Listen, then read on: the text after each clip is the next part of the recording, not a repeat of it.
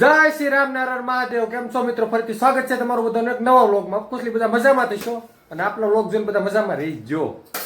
તો જો હમણાં 8 દિવસનો પડી ગયો છે ઓફિસે વેકેશન, એટલે હમણાં છે જલસા, બરોબર. અને પહેલા તો બધાને હાથે મેઠમનો તહેવાર છે, એટલે હાથે મેઠમના તહેવારની ઢેર સારી શુભકામનાઓ. અને આજે છે સાતમ ને હું જાગ્યો છું 12 વાગે. 12 વાગે જાગ્યો અને વાગી ગયો 1 ને હું છે ને તૈયાર થઈ ગયો છું નાહી ધોઈ. અને હવે ખાવાનું છે ઊભા ઘરે, એટલે ખાઈ લેવી પેલા, પછી આગળ કંઈક જઈએ. ફાઇનલી થોડાક સમયના ઇંતજાર બાદ ખાવાનું આવી ગયું. બતાવું હું ગાંઠિયા છે તીખા, ગયા ઢેબરા છે, તીખી પૂરી આવી ગયો છે, મોહનથાળ ને આ છે દહીંનું રાયતું. તમારે બધાને હું કહેતો હોય નથી ખબર, અમારે રાયતું કે બરોબર. આ શીતળા સાતમ છે એટલે જમવામાં છે બધું ટાઢું, બરોબર. તમારા ઘરે જમવા હું બનાવ્યું કમેન્ટ કરજો તો હું જમી લઉં, બરોબર છે. ખાઈ લીધું છે મિત્રો. મિત્રો નીચે ઉતર્યા આવી રહ્યો છે વરસાદ. કાલ સાંજનો ચાલુ છે વરસાદ, ત્યાં આખી રાત ને હજી ગઈ આખી રાત ને હજી આવે જ છે વરસાદ. અત્યારે તો ધીમો છે પણ વરસાદ ચાલુ જ છે. તો હવે તો તહેવાર થઈ રહ્યો હાથે માથે વરસાદ હોય એટલે મજા ન આવે બહાર કડવા જાવ. તો ફાઇનલી મિત્રો રેનકોટ પહેરીને થઈ ગયા છીએ તૈયાર અને જવાનું છે ગલતેશ્વર મહાદેવ. ઘરેથી નીકળ્યા હતા કે સિદ્ધનાથ મહાદેવ જવું છે, પણ જીગરભાઈ કે આપણે ગલતેશ્વર મહાદેવ જાવી છે. તો ઈચ્છા તો શ્રાવણ મહિનો ચાલુ છે 2 દિવસની હતી, પણ આજ મેળ પીડ્યો છે મહાદેવના દરબારમાં જવાનો, દર્શન કરવા.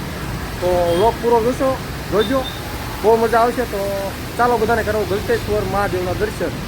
સુરતથી 30 થી 35 કિલોમીટર થાય ઓલમોસ્ટ ગલતેશ્વર મહાદેવ. તો ચાલો બધા ગલતેશ્વર મહાદેવના દર્શન કરાવું બધાને.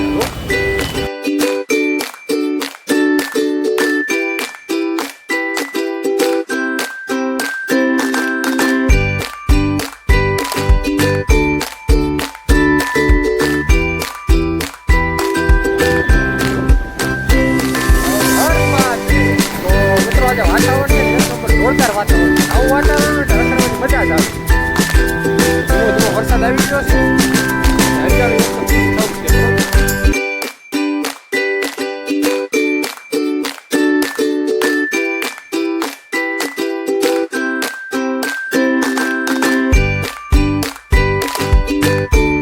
મિત્રો આપણે લંકાણા ગામને વટી જાય છે અને હવે 30 કિલોમીટર આગળ છે ગલતેશ્વર મહાદેવ.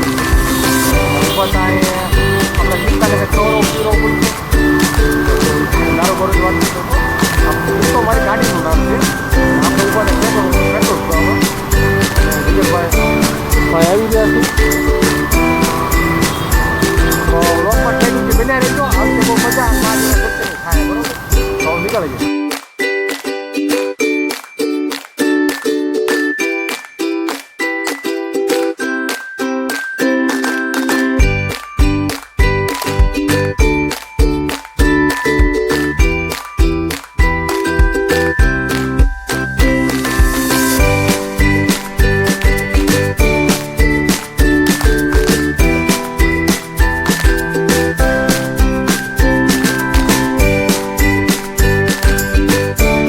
રસ્તામાં ઉભા રહી ગયા રીલ્સ બનાવવાની લોકેશન તો આવું લોકેશન છે. લોકેશન સારું હતું,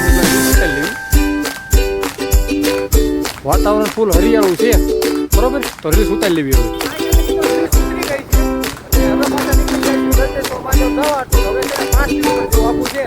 લોકમાં બન્યા રહીશું, આવશે મજા. આપણા ઇન્સ્ટાગ્રામ ઉપર બાયોમાં આપેલી છે, તો ભૂલતા નહીં. ચાલો ગલતેશ્વર મહાદેવ. તો ફાઇનલી મહાદેવના દરબારમાં ગાડી પાર્ક કરી અને ગાડી નાખી પણ દર્શનાર્થીઓનું મહત્વનું ગલતેશ્વર મહાદેવ. અને આ મિત્રો છે ને રજા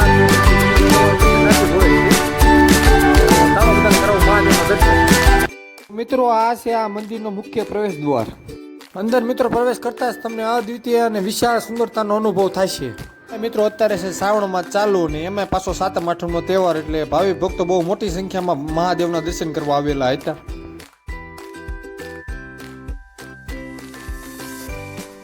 થોડાક મિત્રો આગળ આવેલા એક હનુમાનજીનું ને ગણપતિજીનું 2 સુંદર મંદિર દેખાણા. મિત્રો આ છે ગલતેશ્વર મહાદેવનું મંદિર. તો બોલો હર હર મહાદેવ. આ મિત્રો આપણને દેખાણી મહાદેવની વિશાળ પ્રતિમા.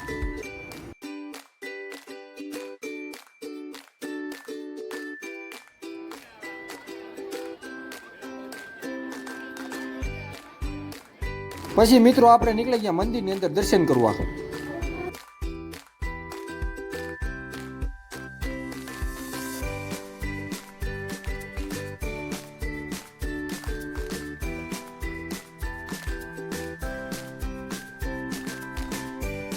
આજે મિત્રો અહીં હતી ટ્રાફિક અને લાઈન પણ દર્શન કરવાની બહુ મોટી હતી અને કલાકથી અડધી કલાકમાં દર્શન કરવામાં વારો આવે એમ હતો એટલે આપણે પણ ઊભા રહી ગયા લાઈનમાં. તો આ છે ત્રિવેણી સંગમ, જે 3 નદીનો ભેગી થાય છે અને જેના કાંઠે ગલતેશ્વર મહાદેવનું મંદિર આવ્યું છે. આ નદીને અત્યારે શું કહેવાય તો મને નથી ખબર. તો મિત્રો આને તાપી નદી કહે છે. મારો મિત્રો આપણો આવી ગયો છે, વરસાદ થઈ ગયો ચાલુ. હર હર મહાદેવ.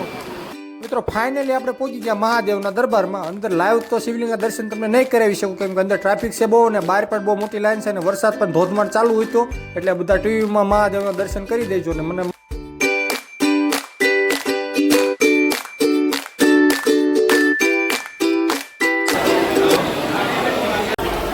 તો મિત્રો વરસાદ થઈ ગયો છે જોરદાર ચાલુ અને અમારા દર્શન તો થઈ ગયા છે, પણ આગળ હવે જો વરસાદ બંધ થશે તો તમને બતાવીશ.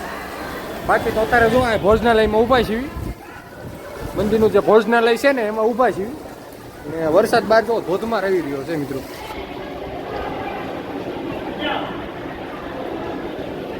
અને હવે લાગી હતી ભૂખ એટલે નાસ્તો કરવા આવી ગયા છીએ. ફરાળી નાસ્તો ગોતતા હતા, ફાઇનલી મળી ગયો સાબુદાણાના વડા.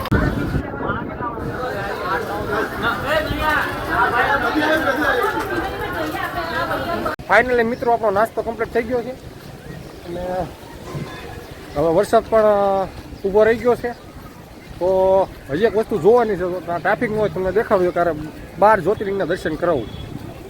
બાકી જગ્યા બહુ એક નંબર છે. આ કોઈ પણ વ્યક્તિને રોકાવા આવવું હોય કે એક દિવસની ટ્રીપ માટે આવવું હોય મહાદેવના દર્શન કરવા તો આવી શકો છો. અને લોકેશન તો મેપમાં મળી રહેશે બરાબર. ગલતેશ્વર મહાદેવ મંદિર લખજો સુરત એટલે આવી જાય. સુરત છે પડખે એટલે જવું છે આમ. મિત્રો ઘર તરફ પાછા નીકળી ગયા છીએ.